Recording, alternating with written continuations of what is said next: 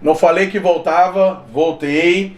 Voltei com o nosso segundo bloco de filosofia política, tudo preparado aqui para você, para alavancar a sua aprovação. Na nossa aula passada nós trabalhamos os principais conceitos de filosofia antiga voltados para a filosofia grega, um pouquinho da filosofia romana, então nós vamos continuar falando disso para a gente poder consolidar os nossos conhecimentos e resolver exercícios, questões para deixar você aí afiado, para chegar na prova metendo ela no bolso, ó, vamos colocar a banca no bolso. Então vamos lá, paramos aqui na nossa última aula, então vamos dar continuidade, parte 2, filosofia política. Então qual é a ideia romana aqui? Vamos voltar um pouquinho só para a gente relembrar. Então em Roma aqui, nós vamos ter algumas questões em relação à construção do príncipe, a construção da pessoa do imperador. Lembre-se que em Roma é dividida em 3 períodos. Quais são os 3 períodos romanos? Os 3 períodos romanos são monarquia, república e império. Em cada um desses períodos aqui, obviamente, nós vamos precisar dessa ideia da construção de quê? Da construção do príncipe. Ou seja, de alguém que viesse, qual é o conceito aqui? Governar. Que viesse governar. Vimos isso dentro da perspectiva grega, em Platão e em Aristóteles. Platão que dizia que o governante só poderia ser filósofo pelo simples fato de que ele trabalha com a mente e com a razão. Que o administrador tinha que ser um cientista, que o produtor tinha que ser aquele que fizesse a distribuição de bens e a manutenção da sociedade como um todo. Então, dentro dessas perspectivas, nós temos aqui, então, a ideia de governar. E quando nós falamos de filosofia política, obviamente, nós estamos falando de conceitos que fazem parte dessa dinâmica. Conceitos de justiça, conceito de poder, conceito de soberania, conceito de governo e por aí vai. Então, dentro da história política de Roma, nós temos aqui, então, a República Aristocrática, formada pelo Senado do povo romano, a oligárquica pelos cônsules, onde nós temos aqui o poder judiciário e militar, imperium. E no período da República, com Júlio César e César Augusto, isso aqui a gente viu na aula passada, é só para você relembrar. Então, o príncipe ou imperador, ele vai deter características de chefe militar, ou seja, ele vai organizar o exército com a finalidade de proteger as fronteiras, com a finalidade de proteger a cidade. Nós vamos ter um conceito muito interessante quando a gente cai lá para os filósofos contratualistas, lá no período moderno. Aí nós vamos trabalhar com Thomas Hobbes, nós vamos trabalhar com Rousseau, por exemplo. E qual é a visão do contratualismo? A visão do contratualismo é de que quando o indivíduo nasce, quando você, nós nascemos, nós abdicamos de certa parte da nossa liberdade em favor ou em prol de recebermos em troca proteção, de recebermos em troca as condições básicas de sobrevivência, que hoje dentro da política moderna nós trabalhamos aí com saúde, segurança e educação. Essa perspectiva nós vamos chamar de perspectiva contratualista, lá do período moderno. Tem um livro do Jean-Jacques Rousseau, filósofo iluminista, chamado Do Contrato Social. Pequenininho assim, ó. Vale a pena você dar uma lida, porque sempre que aparece Rousseau em filosofia moderna, geralmente é alinhado com o tema de política, ok? Tanto ele como Thomas Hobbes também, levando em consideração seus escritos lá em relação ao Leviatã, ok? Então nós temos aqui a construção do chefe militar, detentor do poder judiciário. Isso significa que ele vai fazer o quê? Isso significa que ele julga, né? Isso aqui significa que ele julga. Magistrado, tá ligado ao quê? Tá ligado ao Senado. O Senado, onde nós vamos ter a elaboração de leis. E esse magistrado era geralmente ocupado por quem? Pelo senhor de terras, ou seja, pela nobreza romana. Como era aqui a divisão social romana. Só para você ter mais ou menos uma ideia. Aqui nós vamos ter os nobres. Os nobres. Eles eram chamados, vou até mudar a cor aqui da caneta. Eles eram chamados de patrícios. Era a galera que tinha, ó, bufunfa, faz-me rir, dinheiro. Eram os patrícios. Em contrapartida, nós vamos ter quem aqui? Em contrapartida, nós vamos ter a classe média, nós vamos chamar de plebeus. Artesãos, comerciantes, camponeses e assim sucessivamente. Olha lá na tela. Por último aqui eu vou ter quem? A base dessa sociedade, que é a sociedade escrava. Então essa é a sociedade romana e é assim que ela vai se organizar o quê? Politicamente. Então o senhor de terras aqui, quem é esse cara? O senhor de terras. É esse cara aqui, ó. É o nobre, é o patrício. Então é ele que vai ser eleito para o quê aqui? Para o magistrado. Eleito para o quê? Para o Senado. E aí nós temos o conceito, então, que surge de autoridade suprema. Então a decadência política coincide com o momento de maior o quê? Isso aqui a gente viu na aula passada. Maior esplendor econômico e o quê? Militar. Show de bola? Isso aqui a gente viu na aula passada. Então, vamos seguir. Príncipe perfeito ou bom governo? Então isso aqui é inspirado na teoria de Platão. A teoria platônica de quê? De que apenas o filósofo, aquele que é detentor da razão, poderia governar e o cientista poderia administrar. Então a justiça depende da qualidade, das qualidades morais do governante. Então esse é o conceito de quê? Esse é o conceito de príncipe perfeito. Então, o príncipe deve ser o quê? Modelo de virtude. Lembre-se lá que em Platão, nós trabalhamos a ideia do indivíduo como sendo aquele virtuoso, o governante como ser virtuoso, que em determinado momento está buscando seus prazeres, seus ideais, está alegre, está concupiscente. De uma outra forma, ele também pode acabar agindo de forma equivocada, de forma errada. E aí ele pode agir de forma que não condiz com os padrões de virtude estabelecidas dentro dos critérios de Platão. Então Platão diz que o bom governante é aquele que está em equilíbrio entre essas duas questões. Então um bom governante é aquele que está em equilíbrio na busca pelos seus ideais, mas também não tão colérico. Então, às vezes a gente está, obviamente, com raiva, tá borocochô, tem dia que você não tá, né, tão aí para as pessoas, ou tão aí para as questões sociais, e você acaba agindo de uma forma mais agressiva. Acontece. Só que para Platão também acontece o outro lado.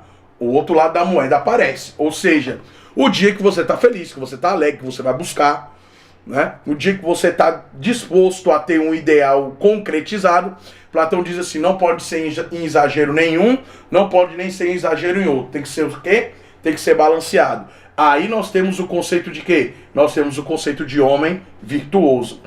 Como o ser humano é passional e racional, esse é o conceito aqui, ó, que a gente trabalhou, de Platão, dentro da questão do equilíbrio, não pode ceder o quê? Olha Platão de novo aqui. As paixões, mas apenas o quê? Apenas a razão. Daqui nasce a ideia de que o filósofo é aquele que deve ser o governante. Então, perceba o seguinte, isso a gente vai ver em história também, em relação à cultura greco-romana. Então você sabe que quando o Império Romano ele começa a se expandir a partir das suas políticas expansionistas, obviamente que eles vão nutrir grandes características do Império Grego. E nutrindo essas características do Império Grego, eles vão acabar então divulgando boa parte da produção científica, da produção artística dos gregos. Então, você sempre vai perceber uma relação bem próxima entre gregos e romanos aqui.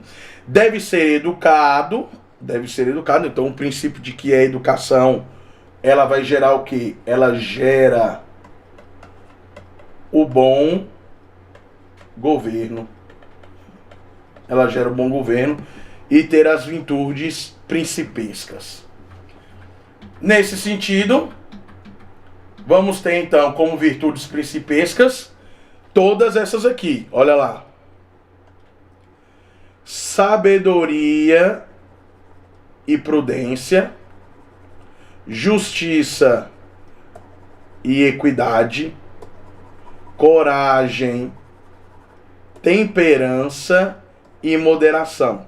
Essa é a ideia de que todos esses princípios aqui relacionados em conjunto vão trabalhar isso aqui, ó, a ideia da construção de um bom governante, a ideia da construção de um bom príncipe. Então esse é o conceito da construção de príncipe dentro do Império Romano, com a proposta política de termos o quê? De termos um bom governo. Mas lembre-se que isso aqui são as questões teóricas, que na prática a gente sabe como é que funciona. Tanto nos dias de hoje quanto naquela época, obviamente, né? Então naquela época você tinha um alinhamento muito forte com o setor nobre. Então, o rei acabava cedendo aos privilégios tanto do clero, quanto dos próprios patrícios em Roma, ou dos aristocratas gregos lá na Grécia, e assim sucessivamente. Mas, na prática, o funcionamento é dentro dessa, acontece dentro dessas perspectivas, tá? Então, você tem aí a construção de um príncipe, a construção do príncipe a partir da perspectiva de quê? De que esse bom príncipe, ele vai gerar um bom governo. Então, essas virtudes são consideradas virtudes o quê? Principescas. Aí nós temos honradez e disposição, magnanimidade ou clemência e também liberdade, que são as virtudes consideradas virtudes principescas. E aí, a construção do príncipe acontece a partir dos objetivos almejados por ele. Quais são os objetivos? Ele tem que ter honra, ele tem que ser honrado. Ele também tem que ter glória. Isso aqui significa, ou seja, melhor dizendo, está mais relacionado ao aspecto militar em Roma. Lembre-se que Roma trabalhava muito com a famosa política expansionista. Trabalhando com a política expansionista, obviamente que isso traz certa glória, principalmente a quem é considerado, a quem exerce, melhor dizendo, a chefia militar, a chefia do exército, e essa função estava aglutinada à função do imperador e sua fama, consequentemente. Então, se você tem glória, consequentemente você vai ter fama. Mas qual é o contrário? Qual é o contrário do bom governante? Então aqui a gente tem a ideia do bom governante. Tem aqui, ó, o bom governante. Essa ideia da construção do príncipe. Essa ideia de construção do príncipe, ela está relacionada à filosofia. A filosofia grega, tanto de quem? Tanto de Platão,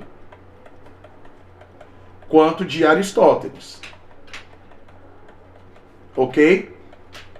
Que são as ideias que nós trabalhamos na aula passada, nesse primeiro bloco. Então está relacionado. Está relacionado. Então nós temos aqui o retrato de um tirano ou de um príncipe que é o quê? Viçoso. Isso significa que esse cara aqui, o retrato do tirano, ele é o contrário do bom governante, da ideia de bom governo. Então, quais são as características? Quais são as características de um tirano? Olha lá. Ele é o quê? Deixa eu mudar aqui. Ele é bestial, ele é intemperante, ele é passional, ele é injusto, ele é covarde, ele é impiedoso, avarento, perdulário, sem honra. Aqui eu tenho honra. Aqui, ó. Aqui eu tenho honra, né? Ele possui fama ou glória, que são características aqui da construção do bom príncipe. No entanto, ele é o quê? Ele é odiado por todos. Então, olha só o que eu vou puxar aqui para você. Isso significa que o bom príncipe é aquele cara que tem o quê? Se esse aqui ele é odiado por todos, aqui ele vai ser amado por todos. Então, nós vamos chamar isso aqui de popularidade. Vamos chamar isso aqui de popularidade. Show de bola? Ele é temido por todos também. Pelo fato de ser um tirano, pelo fato de ser agressivo em excesso, levando sempre em consideração que ele está rejeitando um dos lados lá que são propostos por Platão. Ele é inseguro e odiado, rodeia-se de soldados, vivendo isolado em fortalezas, temendo a rua e temendo a corte. Temendo a rua é justamente o contrário disso aqui, ó. É a impopularidade, porque se ele é um tirano, então ele também é um governante impopular, ok? Então a ideia aqui, só para você relembrar, lá na Grécia, a gente trabalha a ideia de que? Qual é a ideia que é construída politicamente? Democracia. E você já sabe o que significa democracia, porque eu já falei para você várias vezes que democracia é o governo do povo. Qual é a ideia que vai ser construída em Roma? Em Roma. Então Roma vai trabalhar o aspecto do direito, o surgimento do direito e também da cidadania. Então Roma vai trabalhar a ideia de república. E o que significa república? Você vai anotar aí no seu material agora. República significa coisa do povo. Esse é o significado de república. República, coisa do povo. Esses dois conceitos, por isso que é importante, por isso que é lindo você estudar história, por isso que é lindo você estudar filosofia, porque você entende justamente os conceitos que são trabalhados hoje. Nós somos uma república federativa do Brasil. República, coisa do povo, significa que existe uma participação do povo. Essa participação do povo vai incidir sobre o nosso formato, nosso sistema de governo, que é o quê? Que é democrático. Ou seja, no nosso caso, democracia o quê? Direta ou indireta? Democracia indireta, porque você escolhe um representante. Você escolhe um representante e esse representante, ele vai falar por você e ele vai lutar pelos seus ideais. No nosso caso, nossa democracia é uma democracia indireta. Então a relação entre república e democracia ela é intrínseca. Então a democracia surge na Grécia a partir das discussões filosóficas de Platão e Aristóteles, a partir das reformas jurídicas de Solon, Dráculo e Clisthenes, e surge em Roma a República Romana, que é a coisa do povo, que vai trabalhar a ideia de cidadania, vai trabalhar a ideia de direito, a construção da ideia de direito, as primeiras leis que foram consolidadas, que foram trabalhadas dentro do aspecto do direito romano, e essas leis iriam incidir sobre o quê? Sobre a cidadania, sobre a sociedade, sobre a construção, não apenas do príncipe aqui do jeito que a gente está vendo, mas também a construção do indivíduo preparado para viver em sociedade. O indivíduo pronto para viver em sociedade, ok? Então Grécia e Roma. Grécia, democracia, Roma, república. Show de bola? Então olha lá. Agora nós vamos trabalhar um outro conceito de política. E eu tenho certeza que você está acompanhando o que está acontecendo no Oriente Médio. A guerra, o conflito entre Israel e o Irã. Aqui é a atualidade, meu bebê. É preparar você para a sua aprovação. A guerra entre Israel e o Irã, que desde 2024 se arrasta. E que recentemente, na última semana, Israel acabou atacando bases nucleares iranianas. Mas desde 2024 essa guerra vem se arrastando.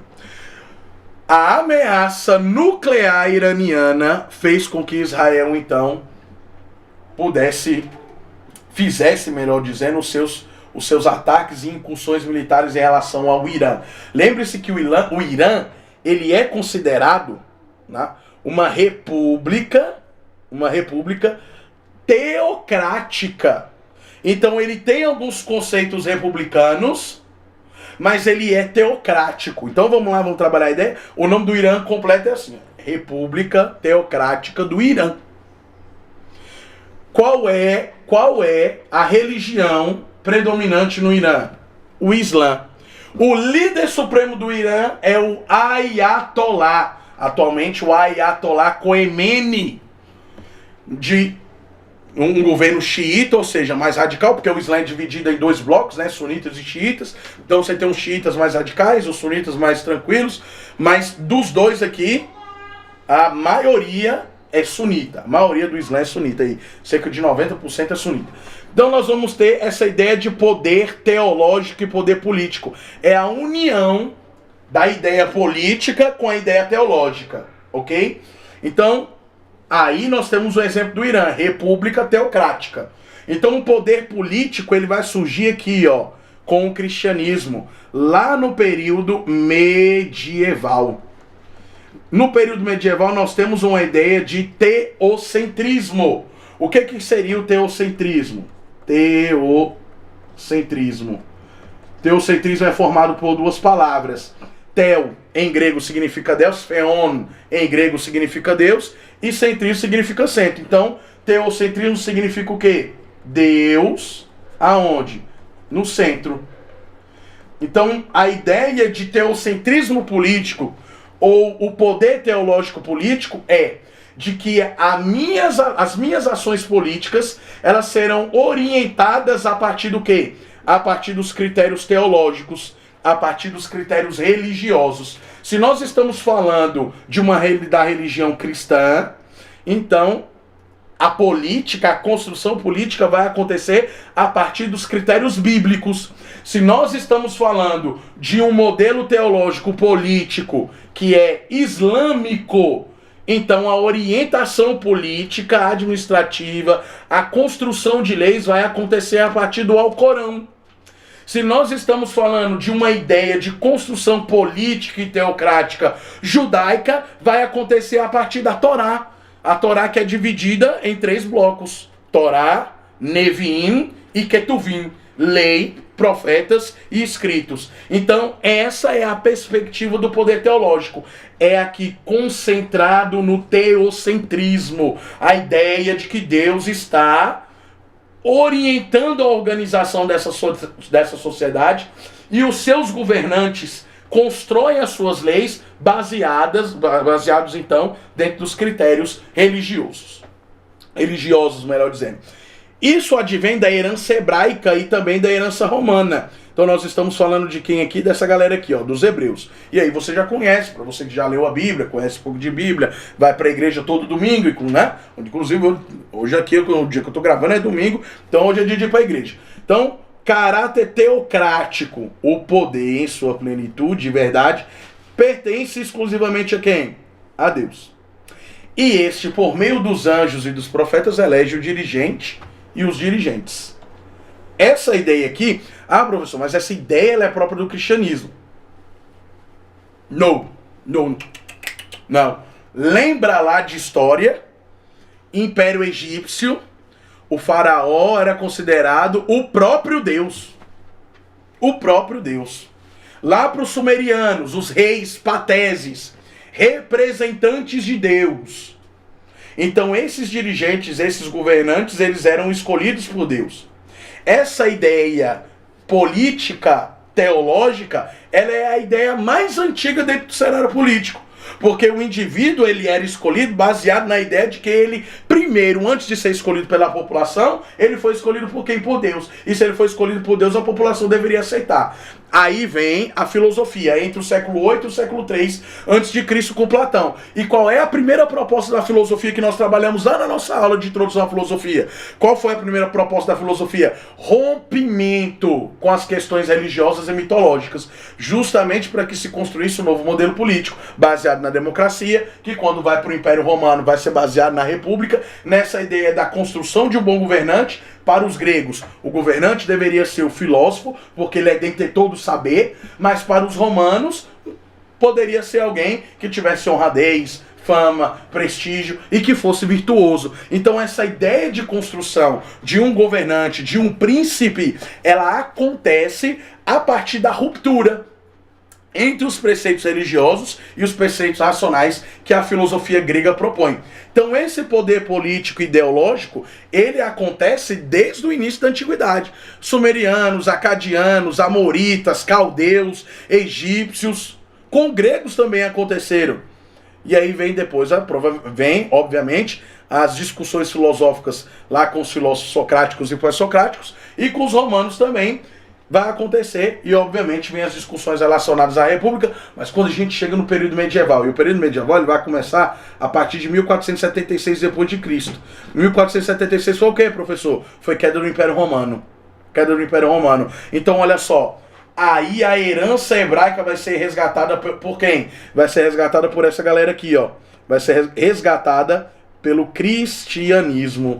Vai ser resgatada por essa galera aqui, ó. Pelo cristianismo, ok? Então, olha só. O poder em sua plenitude e verdade pertence exclusivamente a quem? A Deus. E este, por meio dos seus anjos e profetas, elege quem? Dirigente ou dirigentes. Pronto, é a escolha divina. Então você tem a ideia aqui, ó, de duas palavrinhas no grego. Kratos e Theos. Kratos e Theos. Kratos é o que? Poder. Theos é o que? Deus. Então nós temos a ideia de quê? De teocentrismo. O conceito, melhor dizendo, de teocentrismo. Kratos, poder. Theos, Deus. Poder de Deus. Por mim reinam os reis. E os príncipes governam. Então essa é a ideia da união do poder teológico político em relação ao povo. A ideia de teocentrismo. Até hoje, professor, então existe países que são considerados teocentristas? Sim. Sim, acabei de falar para vocês do Irã. O Iraque. Só que há um detalhe. Em relação, vou dar uma dica para você, e essa dica, inclusive, é dica de prova, vai te ajudar em história e vai te ajudar também em geografia. Porque quando a gente fala de muçulmanos, e os muçulmanos eles vão surgir justamente no século V, no período medieval, nesse contexto onde havia uma perspectiva de governo política teocêntrica. E aí eles também vão obviamente, se constituir enquanto um modelo político teocrático. Mas o Islã, ele é baseado nos ensinamentos de quem? Do profeta Maomé e no Alcorão. Então o Alcorão aqui, ele vai ser o quê? O Alcorão, ele vai ser a base. O Alcorão é a base para a construção dos ideais políticos e também das leis. Ok? Exemplo de teocracia. Mas quando a gente fala do Islã, automaticamente a gente pensa que toda a galera do Islã é árabe. Não. Negativo. Irã e Iraque são persas. Persas, falam persa até hoje, um pouquinho ali do árabe também, mas são de orientação muçulmana, são repúblicas teocráticas, baseadas aqui nos preceitos do Alcorão, mas são persas, não são árabes. Então nem todo muçulmano é árabe. Você tem boa parte dos muçulmanos árabes e uma pequena parte que é persa. E lembre-se que os muçulmanos são divididos em duas classes sunitas, que é a maior parte aí, se não me engano, quase 90% da população árabe total é de sunita, e os xiitas. Então eu só estou dando um exemplo para você aqui, para você ter mais ou menos a ideia do que é também as repúblicas teocráticas nos dias de hoje, que estão aí alicerçadas dentro dos embasamentos teológicos do Alcorão e das primeiras suras ali do Alcorão. Os xiitas são os mais radicais. Então eles acreditam que os líderes e os governantes devem ter uma ligação sanguínea com Maomé. Enquanto que os sunitas não. Não, pode ser qualquer um aí, desde que seja virtuoso, desde que seja uma pessoa com bons precedentes, desde que seja uma pessoa bacana. Dá para levar aí, dá para arrastar, né? Então essa é a perspectiva aqui do poder teológico. Então você tem aqui o primeiro cidadão, e aí vamos ter aqui Hebreus, Roma e o imperador. A Pax Romana, conceito de paz em Roma, e a cidade perfeita, conceito aí de cidade eterna, ok? Então a instituição eclesiástica, o cristianismo se constitui à margem do poder político e contra ele, pois os reinos deste mundo serão pouco a pouco vistos como obra de Satanás, olha lá, para a perdição do gênero humano. Essa aqui é a fala que se constitui a partir do período medieval. Então nós estamos aqui depois de 316 depois de Cristo, que é quando o imperador Constantino, ele vai oficializar o império, ele vai oficializar, melhor dizendo, o cristianismo como religião oficial do Império Romano. E aí o cristianismo vai começar a ganhar forma, tá? Ele vai começar então a constituir os seus modelos políticos. Então a seita cristã irá se diferenciar-se de outras partes da herança judaica. Aqui a ideia de que o cristianismo era considerado uma seita em relação aos judeus, dos primeiros apóstolos e dos romanos, e os primeiros padres irá influenciar o vocabulário e o pensamento dos cristãos. Surge então, portanto, os conceitos de povo, lei, comunidade, eclésia, né, que aqui é a igreja, reino de Deus, assembleia, e assim sucessivamente, tá? Então o crescimento do poder eclesiástico se dá a partir da queda do Império Romano. Já falei para você, 476 depois de Cristo é a data da queda do Império Romano, e aí nós vamos ter o poder religioso de ligar os homens a Deus e dele desligá-los também. Então a igreja tem essa prerrogativa, ela detém essa autoridade. Vou colocar aí na tela para você. O poder econômico também está ligado à igreja, e o poder intelectual. Aqui nós vamos ter a união nesse período da fé com a razão. Isso aqui a gente viu lá em filosofia medieval, tá vendo? Por isso que foi importante a gente trabalhar primeiro todos os períodos da filosofia, para você entender, para que depois a gente pudesse trabalhar os principais temas de filosofia que caem no Enem, ok? Então, essa relação de fé e razão que a gente já trabalhou, ela aparece aqui novamente. Tudo bem? Porque esse poder intelectual se dará através da fé e da razão, com os principais filósofos que surgem durante esse período, Santo Agostinho e também Tomás de Aquino, ok? Então, olha só. As teorias teológico-políticas. A Bíblia traduzida para o latim, o Código de Leis dos Imperadores Romanos, as ideias de Platão, Aristóteles e Cícero vai influenciar os filósofos do período medieval, como Santo Agostinho e Tomás de Aquino. O poder teocrático significa que Deus está no centro disso. Aí quando a gente vai lá para o período moderno, quando a gente chegar no período moderno, que a gente for ver contrato social, que a gente for ver Thomas Hobbes, Rousseau, Diderot, Voltaire, toda aquela galera que trabalhou conceitos políticos lá na filosofia moderna, a gente vai ver que lá o conceito é diferente. Lá o conceito é de antropocentrismo. A ideia é do homem no centro. Aqui nós estamos trabalhando a ideia de Deus no centro. Lá nós vamos trabalhar a ideia do homem no centro, ok? Então olha lá. O príncipe cristão deve possuir virtudes, a comunidade e o rei formam um corpo político. A hierarquia política social é considerada ordenada por Deus de forma natural. Então, se Deus escolhe quem deverá representá-lo, dando poder ao escolhido, quem é este? O Papa ou o Imperador? Tá? Então, primeira solução para os juristas do período medieval: dupla investidura. O Imperador é investido no poder temporal pelo Papa, que o unge e o coroa. Então, durante o período medieval, lembrando que nós estamos no período medieval, estou localizando você aí na história. Então, o Papa ungia e coroava um imperador, né? Então o Papa recebe do imperador a investidura da espada, e assim acontecia essa troca de favores, e por isso que a igreja tinha amplos privilégios durante esse período, né? Aí nós vamos ter a eleição e a unção, que é justamente o período, a cerimônia, onde o rei, onde o imperador vai ser então ordenado pelo Papa. O imperador é eleito pelos pares para o cargo, mas só terá o poder por meio da unção com óleo, tá? Então isso se dá através de quem? Através da ação do Papa, ok? Com isso, meus queridos, nós vamos então resolver algumas questões para a gente poder consolidar os nossos conhecimentos. Deu para pegar aí? Deu para pegar? Então nós vamos agora aprofundar em questões. Vamos lá comigo? Primeira questão aí na tela para você. No itinerário histórico-cultural ocidental de estruturação do pensamento filosófico-político, olha lá, sobre a origem e fundamento do Estado e da sociedade política, encontra-se um modelo de pensamento contratualista. Falei aqui. Não trabalhamos período moderno ainda, mas eu já falei. que é justnaturalista. Tendo Thomas Hobbes, temos Locke e Rousseau, filósofos relevantes na discussão dos elementos estruturais desse modelo. Segundo Norberto Bobbio, este modelo é construído com base na grande dicotomia Estado e sociedade, Estado ou sociedade, de natureza ou Estado.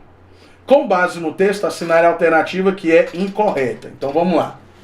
Na concepção política de Hobbes, o estado de natureza é tido como um estado de guerra generalizada de todos contra todos. Certíssimo, esse não é o nosso gabarito. B. Na concepção política de Aristóteles, o homem é por natureza um ser insociável e apolítico. Aqui está o nosso gabarito. Porque Aristóteles trabalha a ideia de que o homem é naturalmente o quê?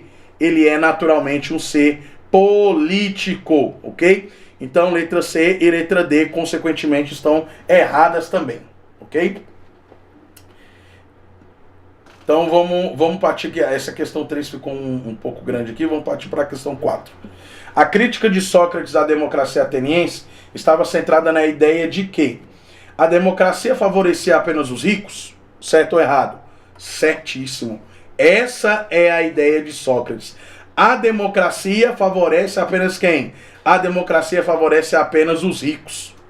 Ok? É a ideia de ligação política à aristocracia.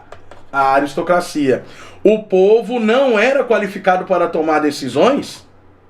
Errado. A democracia era incompatível com a religião? Para Sócrates e a filosofia grega, não. A democracia promovia o militarismo? É errado também. Ok? Então, questão 4, pode marcar aí letra A. Olha aí a questão 5. A natureza fez os homens tão iguais quanto as faculdades do corpo e do espírito, que embora, por vezes, se encontre um homem manifestadamente mais forte de corpo ou de espírito, mais vivo do que outro. Mesmo assim, quando se considera tudo isso em conjunto, a diferença entre um e outro homem não é suficientemente considerável para que um deles possa, com base nela, reclamar algum benefício a que o outro não possa igualmente aspirar.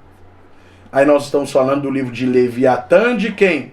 De Thomas Hobbes, que é, esse livro você tem que ler. O Leviatã de Thomas Hobbes é um livro imprescindível para você compreender os aspectos políticos do período moderno, ok? Olha lá.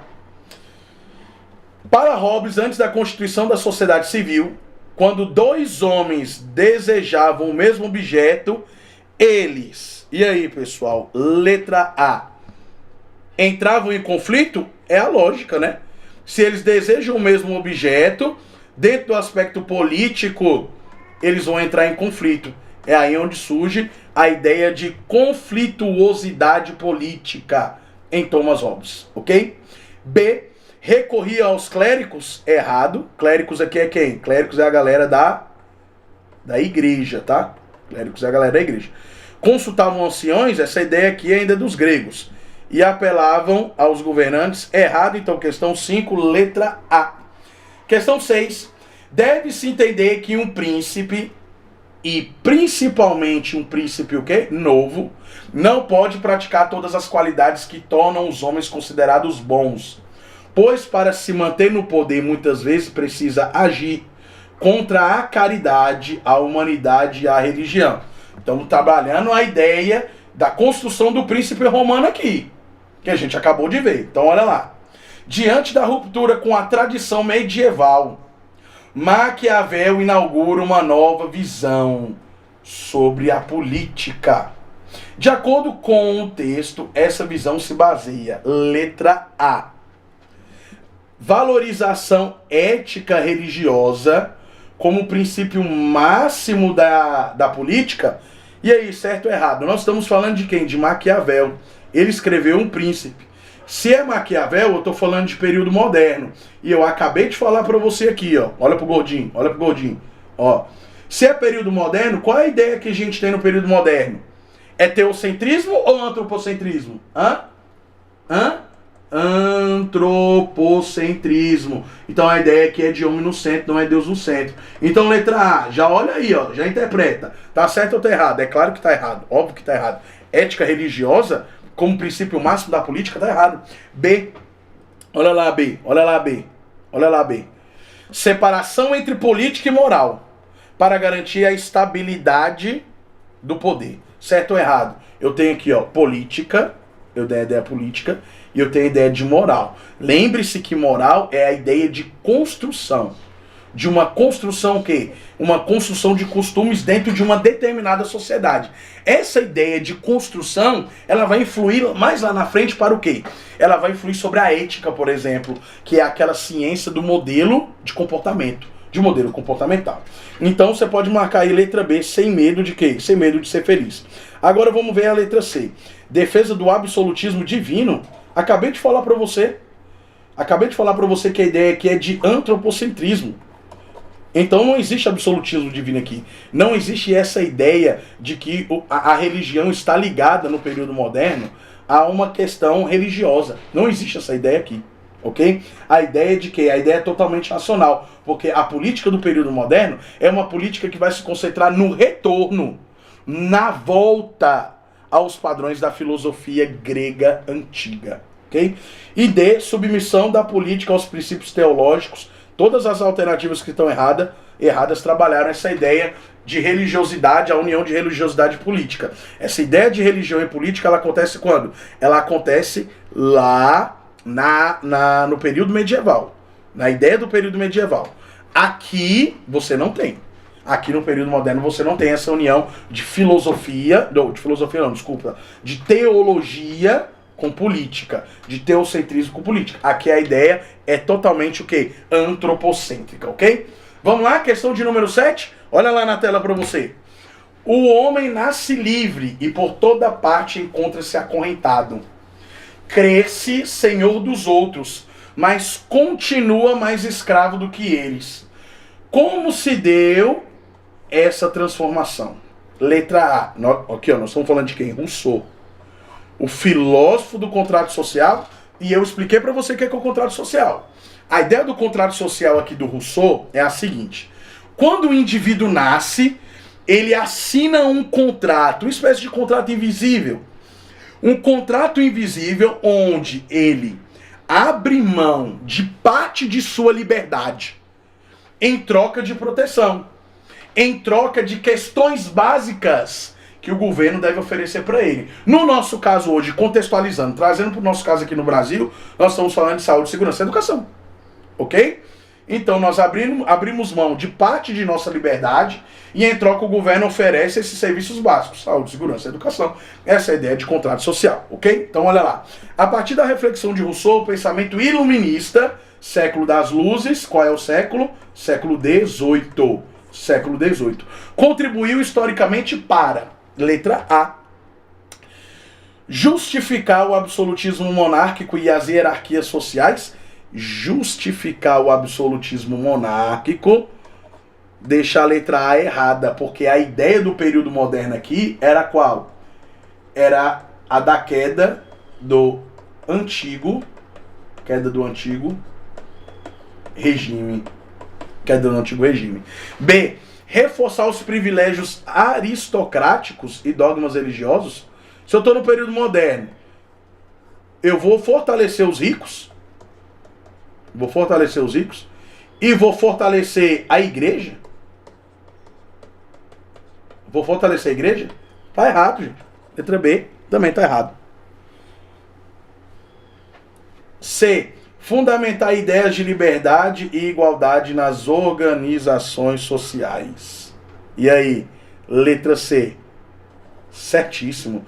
Fundamentar ideias de liberdade e igualdade nas organizações sociais. E letra D. Consolidar os direitos divinos dos reis como fonte legítima de poder. 8. Enquanto os filósofos não forem reis das cidades, ou aqueles que hoje chamamos de reis e governantes, não se tornarem filósofos, e enquanto o poder político e a filosofia não se unirem, não haverá fim para os males da sociedade nem para a humanidade. Platão em A República. No pensamento político de Platão, expresso no texto, a harmonia social é alcançada por meio da submissão dos cidadãos às leis impostas pelos guerreiros. E aí, pessoal? Certo ou errado? Erradíssimo. Submissão dos cidadãos a leis impostas pelos guerreiros deixa a alternativa A errada. B, da centralização do poder nas mãos do exército, aí não, errado também. Olha C. Olha lá a letra C. Da condução do Estado por aqueles que possuem conhecimento filosófico e sabedoria. Essa é a ideia de Platão? É justamente ela, então pode marcar aí letra C, sem medo de ser feliz. E letra D, da participação irrestrita de todos os cidadãos nas decisões, sem distinção da função social, também errada, letra D. Então, gabarito da questão de número 8, pode marcar aí letra C, questão 9. O homem é por natureza um animal político, e aquele que por sua natureza, e não por mero acaso, vive fora da polis. Polis, conceito de cidade-estado. É um ser degradado, ou sobre-humano. Aristóteles, a política. De acordo com o pensamento de Aristóteles, o desenvolvimento humano ocorre plenamente quando? E aí? Letra A. O indivíduo busca autossuficiência, isolando-se da vida e sociedade. Isso aqui está mais errado que o Vasco ser campeão brasileiro esse ano. Por quê? Porque para Aristóteles, o homem é naturalmente o quê? Político. Ele é naturalmente ser político. Errado. B. A participação na vida política é rejeitada em favor da contemplativa. Então, letra B. Certo ou errado? A participação na vida política é rejeitada em favor da vida contemplativa? Errado. C. O ser humano vive e exerce suas funções aonde? Onde que ele vai exercer suas funções? Olha aqui, ó. Dentro da comunidade política, a polis. Pode marcar aí letra C. D. O poder político é centralizado nas mãos de um líder absoluto, capaz de conduzir todos? Errado também. E última questão desse bloco, questão de número 10, para nós concluirmos essa segunda parte de filosofia política. Conteúdo maravilhoso, extenso, maravilhoso, mas extremamente importante para a sua prova, porque boa parte das questões de filosofia que vão aparecer na sua prova vão mesclar algum conceito filosófico com conceitos políticos, ok? E essa é uma das características do INEP nessa construção de questões, né? Na construção de questões. Então, sempre buscar ali, de alguma forma, contextualizar, né? Então, ficam bem ligadinho aí, porque as questões políticas, principalmente no nosso caso aqui, são questões políticas que estão bastante, né, aviltadas. Então, isso pode ser objeto de prova, principalmente contextualizando com essas questões aqui que nós trabalhamos sobre filosofia política, dentro da perspectiva grega, romana e teológico-cristã, que acontece no período medieval e também islâmica, ali durante o século V depois de Cristo. Então vamos lá? A lei natural, olha lá na tela. A lei natural é aquela que a natureza ensina a todos os seres humanos. É constante, imutável e eterna. Válida em todos os tempos e lugares. A concepção de Cícero sobre a lei natural contribui no contexto romano para, letra A, justificar o absolutismo e o poder ilimitado dos imperadores. Justificar o absolutismo, letra A errada. Estabelecer uma base ética, olha aqui, ó, vamos lá. Estabelecer uma base ética, racional. Isso aqui tem a ver com Platão. Platão, racional, Aristóteles, ética. Para o direito e para a organização da vida política. Certo ou errado? Certíssimo, letra B, pode marcar aí no seu material. Letra C, definir a política como espaço de privilégios destinados à elite romana. Errado. E letra D, substituir completamente as leis humanas pela obediência cega às vontades dos deuses. obediência cega às vontades dos deuses, deixa a letra D, errada. E com isso, meus queridos, nós concluímos mais um bloco de conteúdo e exercícios que vão alavancar a sua preparação para o Enem. Como eu já disse, filosofia política cai muito mesclado com questões atuais, principalmente nesse momento que nós vivemos de conturbação política. Então, pegue esses conteúdos, pegue essas dicas, pegue essas questões, depois dê uma revisada aí no seu material, porque com toda certeza isso vai te ajudar aí na sua aprovação. Lembre-se que o seu caderno, ele não é seu inimigo. O seu caderno é material de revisão. Com a gente você estuda, anota, faz os seus mapas mentais e depois, no final da semana, você vai lá e dá aquela revisada nas suas anotações, dá uma revisada nessas questões para consolidar o seu conhecimento. Beijo do gordo, até a próxima, excelente preparação para você, porque aqui no Construindo Vencedores a sua aprovação é garantida.